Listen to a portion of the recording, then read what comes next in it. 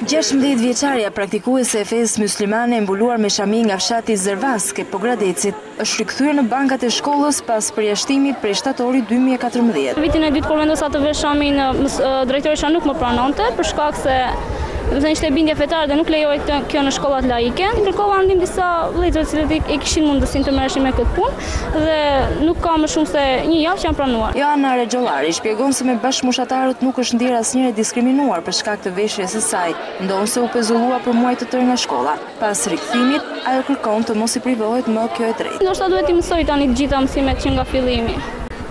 Shumë mirë janë ndier në shkollë në klasë. Asnjë lloj paragjykimi. Pa dallim se kam mbulesë apo jo. Apo përderisa kam zgjidhur këtë rrugë, dieta që do ndikoj.